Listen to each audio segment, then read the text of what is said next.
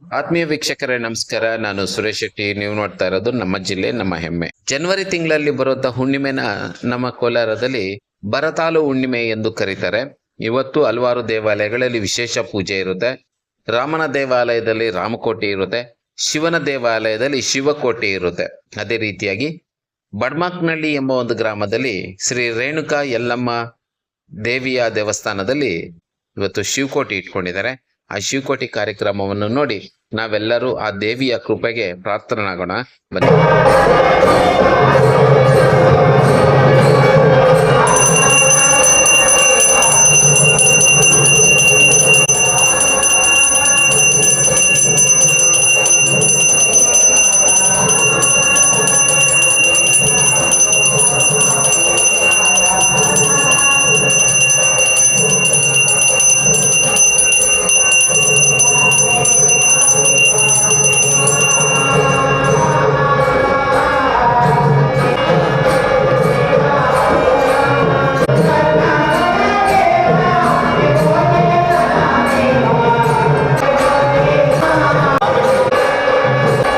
ನಮಸ್ಕಾರ ಸ್ವಾಮಿ.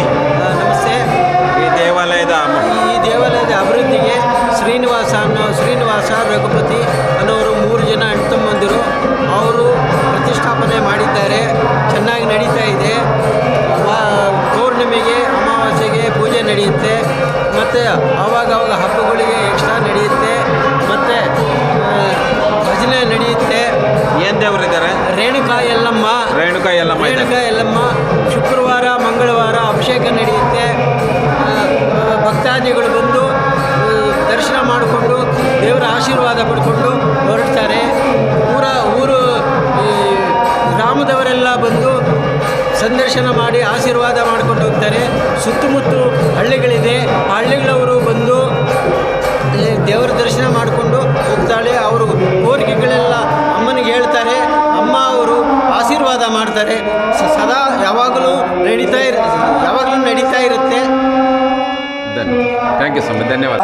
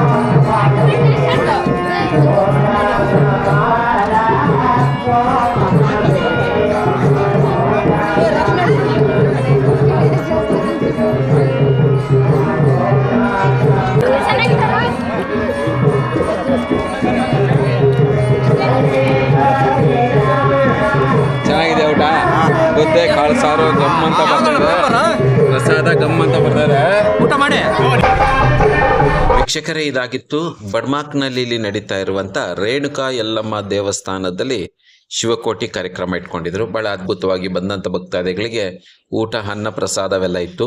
ಆಧ್ಯಾತ್ಮಿಕವಾಗಿ ಈ ಒಂದು ಕ್ಷೇತ್ರಕ್ಕೆ ನೀವು ಈ ವಿಡಿಯೋ ನೋಡಿದ್ಕೆ ನಿಮ್ಮೆಲ್ಲರಿಗೂ ಶುಭವಾಗಲಿ, ಕಲ್ಯಾಣವಾಗಲಿ. ವಿಡಿಯೋ ಇಷ್ಟ ಆಗಿದ್ರೆ ಲೈಕ್ ಮಾಡಿ, ನಮ್ಮ ಚಾನಲ್ನ ಸಬ್ಸ್ಕ್ರೈಬ್ ಮಾಡ್ಕೊಳ್ಳಿ. ಮುಂದಿನ ವಿಡಿಯೋದಲ್ಲಿ ಸಿಗುವ ಅದುವರೆಗೂ ಜೈ ಕೋಲಾರಮ್ಮ, ಜೈ ಕರ್ನಾಟಕ, ಜೈ ಹಿಂದುತ್ವ.